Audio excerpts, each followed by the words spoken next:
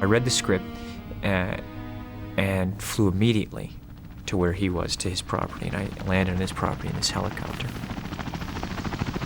And I said, look, I'm sorry about this, but otherwise it's a 6-hour drive, and I've got, my babies are here, and Nick, and I couldn't figure out another way how to get there quickly and then get back. And of course, he'd set up the landing pad, and I remember the helicopter coming in onto his property, and he'd given me the GPS coordinates to give to the pilot, and sent me a diagram of where he wanted me to land the airplane, the helicopter. And I remember just landing in, and there he was, just waiting, just alone in the garden as it came down. And the helicopter came down, and we discussed the helicopter and what kind it was and how many hours that I'd flown in these helicopters. And he walked me around the grounds, and I just remember thinking, this guy's kind of a magical, wonderful guy. He wanted to make this film at one point in his life. I don't know, with his age. No. Oh. I mean, the film is about the mind, jealousy and sexual obsession of the mind. It has nothing to do with, it's not at all pornographic or anything like that, not a bit. Quite the opposite. So we discussed the script, and he wanted to know what, I can't even remember what I said about it, just different story points of did I understand this and was I confused about anything. But he first allowed me to talk. He didn't, probe, really. And then I took off in the helicopter, and it was over too quickly for me. And I thought, okay, this is going to be a real adventure. This is going to be a great adventure of my life.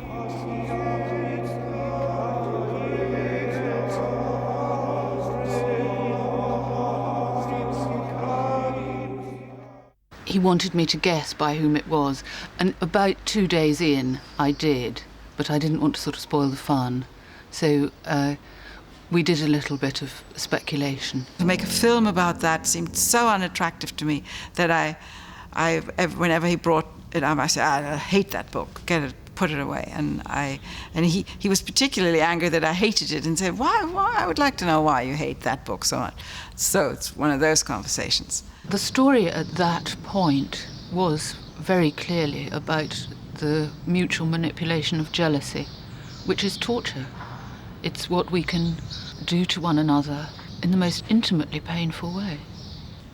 And it's clearly quite obvious that if you're dealing with erotic entanglement, there is a compulsion to hurt that lies very close to intense involvement.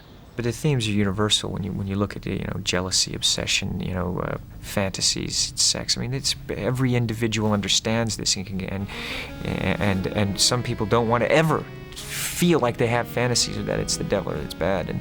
And I, right away when I read the script, you're thinking, okay, Nick and I are going to make this together.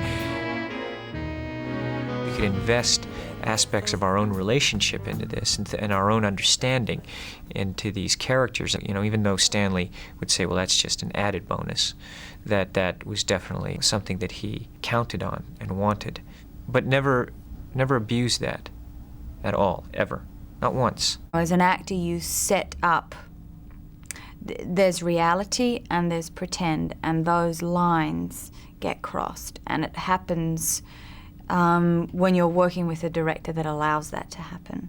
And it's a very exciting thing to happen. It's a very dangerous thing to happen. In the acting scenes, he worked in a way I understood very well, which is a kind of feel your way through it as you go.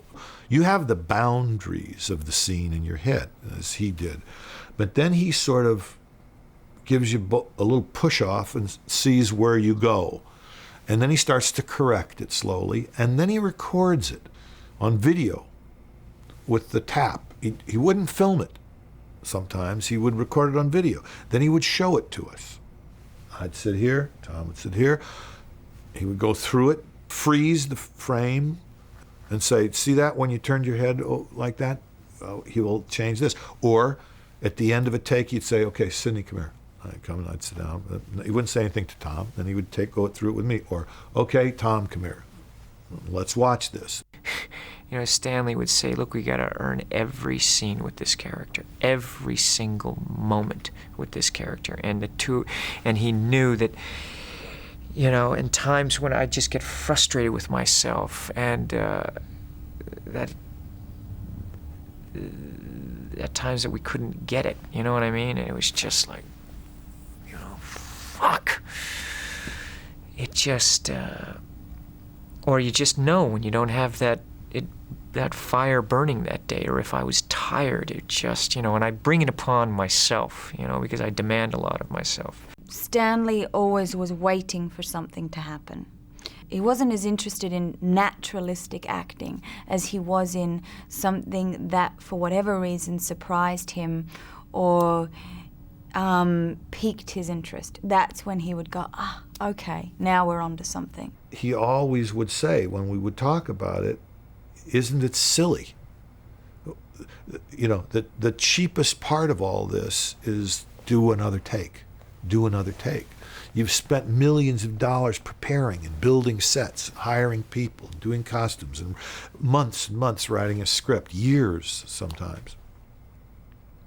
And then you get there and you quit on take 5, or take 6, or take 7. Isn't that silly? You don't know what's going to happen if you try 3 or 4 or 5 more. He would say, okay, you've done a few takes, now you can just do what you want to do.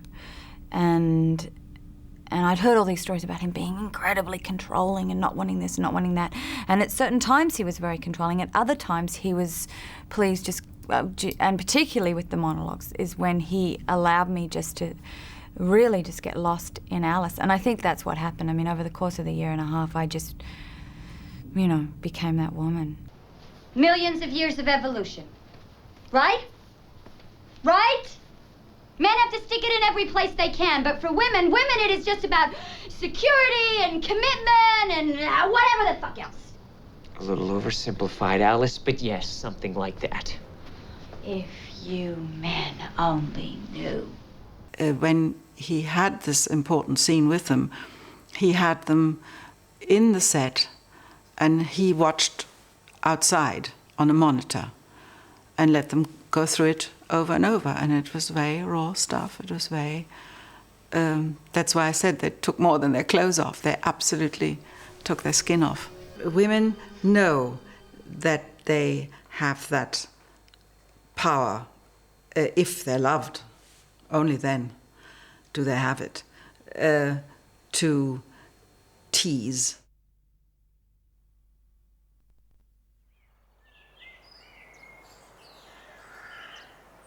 I think it was a very good film for an older person to make with quite a lot of hindsight.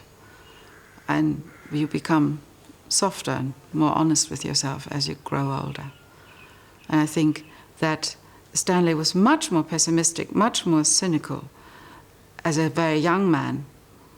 I think most of us become nicer when we're older, more even more mellowed.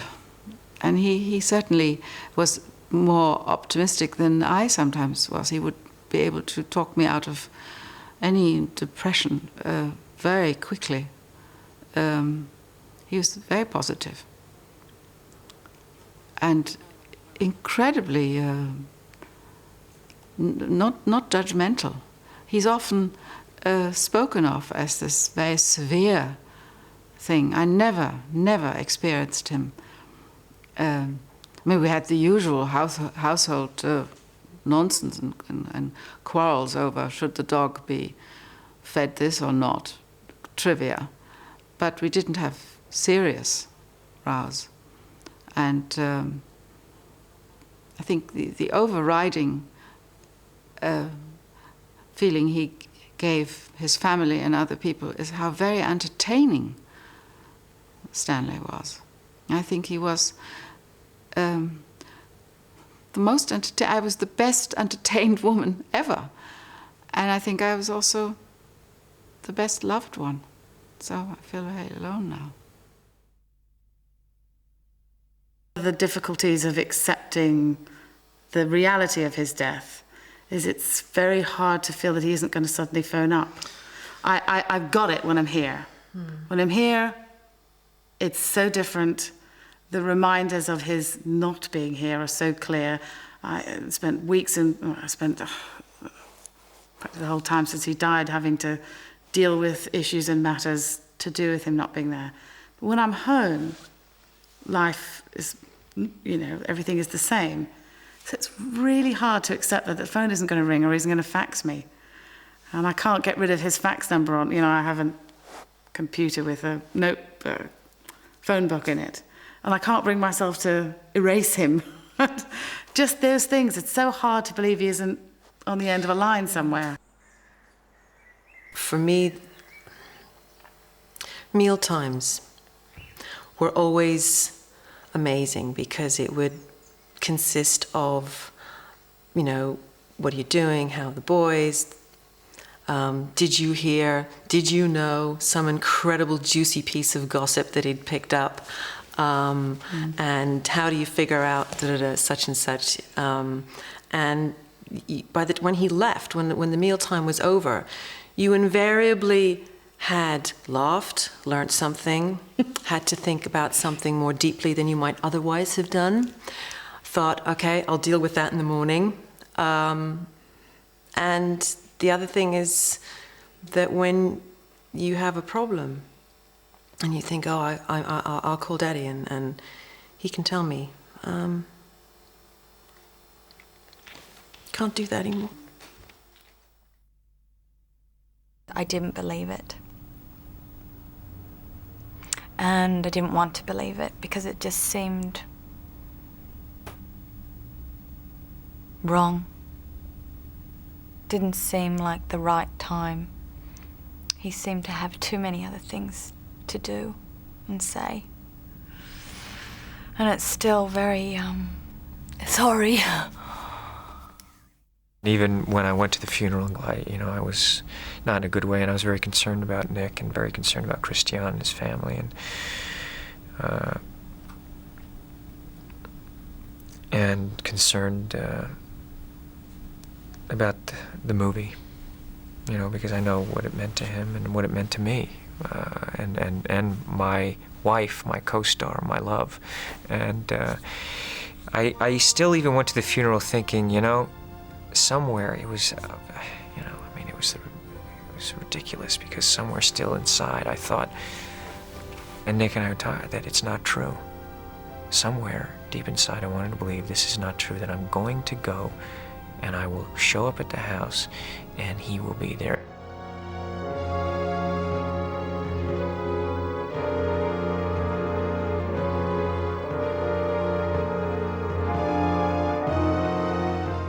At some time we talked about how horrible graveyards are, and so I decided he liked to sit over there all the time, so that's where we put his grave.